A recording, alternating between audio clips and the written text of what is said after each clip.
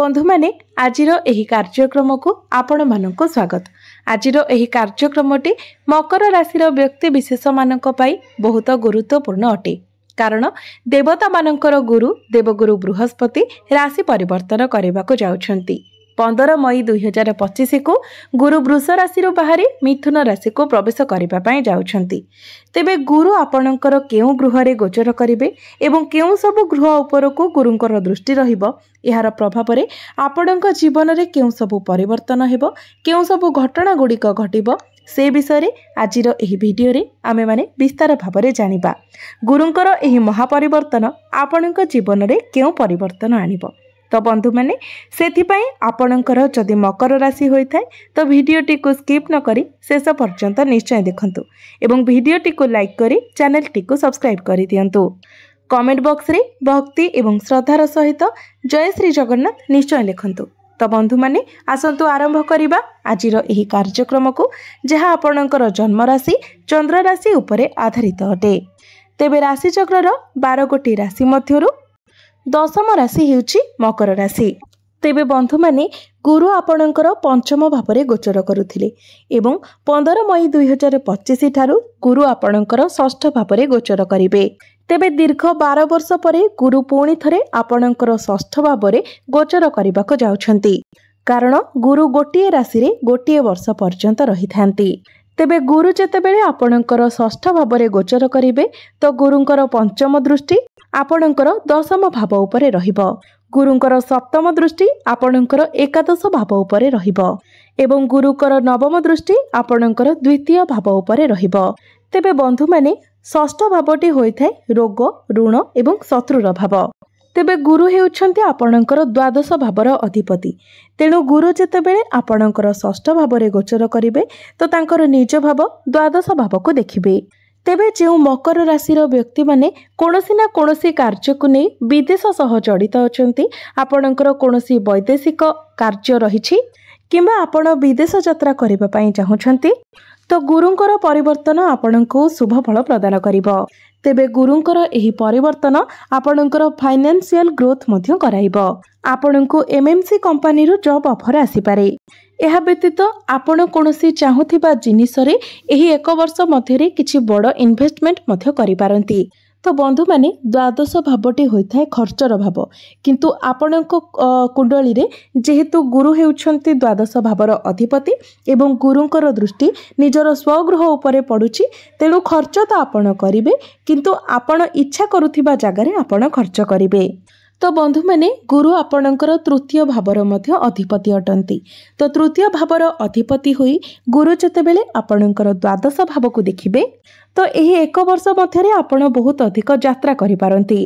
कारण द्वादश भावटी होइथाय विदेश यात्रा दूर यात्रार भाव एवं तृतीय भावटी होइथाय छोट मोट यात्रार भाव।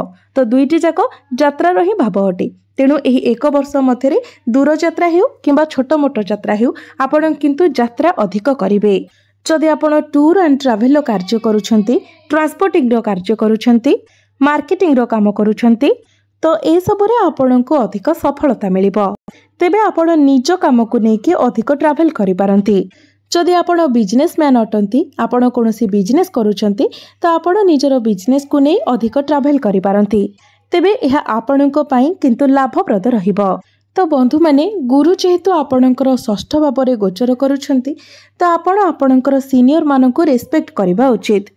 कारण जेतेबेले गुरु पीड़ित अवस्था रे थांती, षष्ठ अष्टम किंबा द्वादश भाव रे थांती, सेतेबेले आपणकर सीनियर को सहित आपणकर संपर्क टिके खराब हो जाय थाय, आपणकर आर्गुमेंट होई थाय। तो ए सब कथा प्रति आपणको ध्यान रखिबार अछि। कार्य क्षेत्र रे हेउ बा कोनोसी भी जगह रे हेउ आपण जेते पारिबे निजको शांत रखिबाको चेष्टा करंतु। आर्गुमेंट थारो दूरे रहंतु एवं भाबी चित्ते कथावार्ता करंतु। आपण स्ट्रेट फॉरवर्ड होई जदि किछि कुहंती तो एहा आपणको पई समस्या बनि पारे। निज क्रोध उपरे आपणको नियंत्रण रखिबाको हेबो।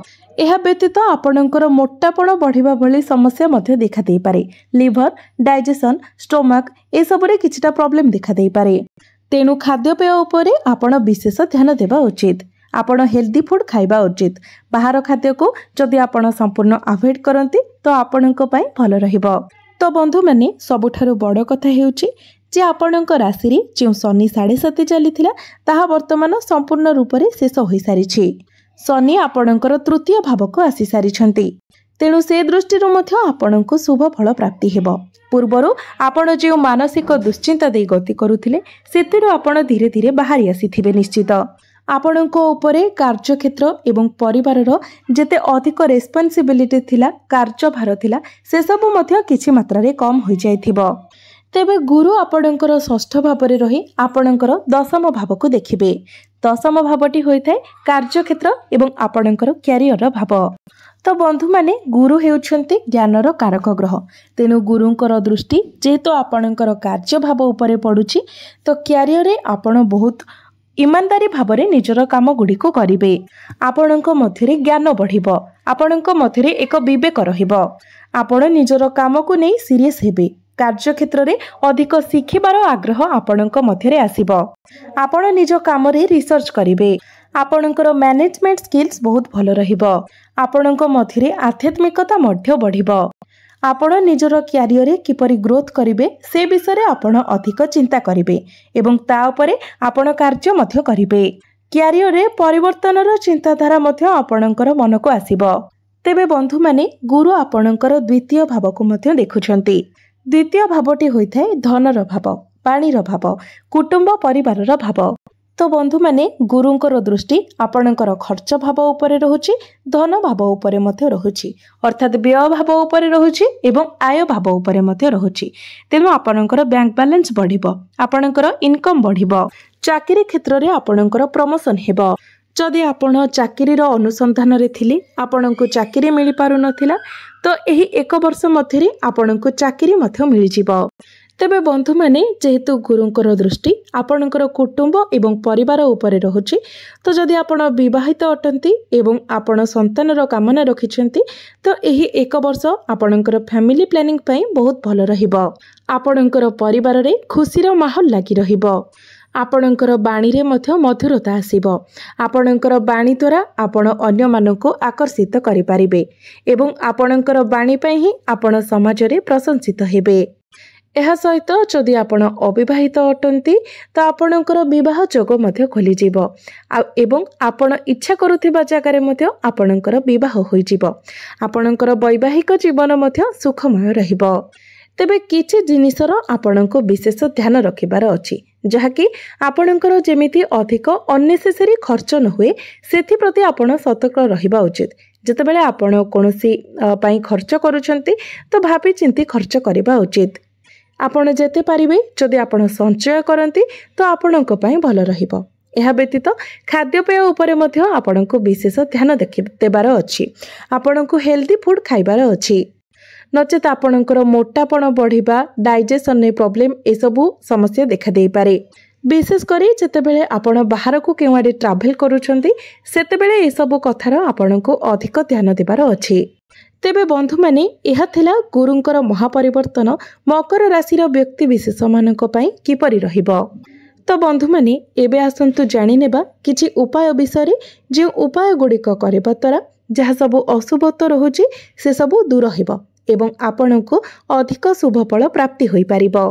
तो बंधु माने सेथिपई आपण प्रत्येक दिन हनुमान चालीसार पाठ करंतु एवं आपणकर राशि स्वामी जेहेतु शनि अटंती तो प्रत्येक दिन आपण शनिकर बीज मंत्र मध्य 108 थर जप करंतु एवं प्रत्येक दिन आपण उदित सूर्य को तंबा पात्र रे जलार्घ्य अर्पण करंतु।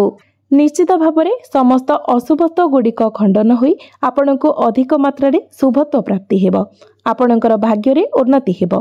तो बंधु माने आपणकर जीवन मंगलमय हेउ, एहा ही ईश्वरक निकट रे मोर प्रार्थना। धन्यवाद।